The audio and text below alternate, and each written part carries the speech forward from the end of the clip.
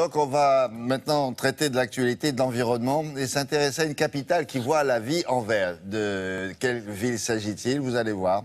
Alors là-bas, les dernières initiatives écologiques ont été mises en place. Il s'agit de Londres, jardin sur le toit. Vous me direz, mais nous on a ça ici aussi. Potager ambulant, ah là c'est plus original. Ou encore une piscine municipale 100% naturelle, ouverte il y a quelques jours. Alors du coup, Isabelle Bouloc, chargée de l'environnement à Télématin, s'est déplacée pour vous faire découvrir tout ça.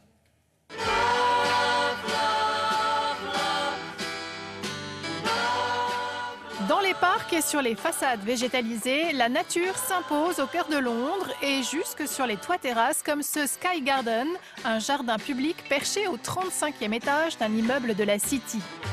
À King's Cross, un quartier en pleine mutation, le promoteur d'un vaste programme immobilier a également prévu des jardins qui tutoient les nuages.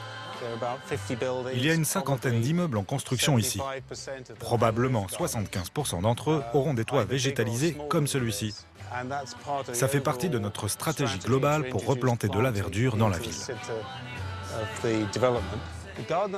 Ici, par exemple, les personnes qui travaillent dans les bureaux peuvent profiter du jardin sur le toit pendant la journée ou réserver le lieu pour des événements. Et au pied de ces immeubles, un autre jardin, un potager pédagogique sur un concept original. Nous plantons dans des bennes car notre jardin doit pouvoir bouger au fur et à mesure de l'avancement des travaux dans le quartier de King's Cross.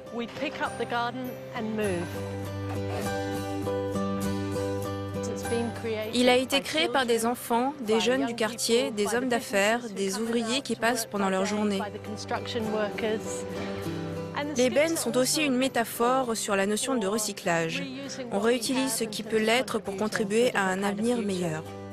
Une piscine publique naturelle a même été aménagée sur le site pour les 2 années du chantier. Le concept de ces piscines, c'est une œuvre artistique de Marie-Letizia Potrich et de Ouz, qui sont architectes. Et en fait, ils ont voulu vraiment recréer un espace de nature en plein cœur de Londres. La purification se fait par un système de plantes. Donc les plantes se nourrissent des bactéries que nous, les baigneurs, laissons dans l'eau. Et en fait, il y a une espèce d'équilibre comme ça qui se fait entre les êtres humains, les baigneurs, et les plantes, parce qu'on ne peut avoir que 163 baigneurs par jour. Au-delà de 163 baigneurs, les plantes ne peuvent pas absorber tous ces nutriments. Donc là, on aurait le risque d'avoir une eau qui ne serait plus limpide. Là, comme vous pouvez le voir, l'eau est claire et hygiénique. Pour la baignade écologique, les contraintes, c'est qu'il faut ne pas mettre de crème solaire et il faut se doucher avant chaque baignade. C'est-à-dire, si vous baignez 2 ou 3 fois dans la journée, il faut se redoucher à chaque fois de passer à l'eau. Mais une piscine découverte à Londres, est-ce bien raisonnable? Il y a beaucoup de baigneurs, c'est un endroit qui est très fréquenté. Il y a tout un courant de nageurs en eau découverte, que ce soit dans la Tamise ici à Londres ou dans les parcs, notamment à Hampstead Heath.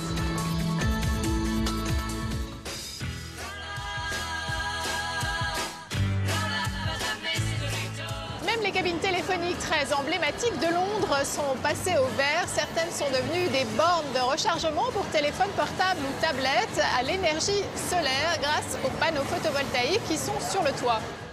Des cabines pour recharge, c'est pas mal ça. Bon, on va s'intéresser à la revue de presse de Patrice Romden maintenant.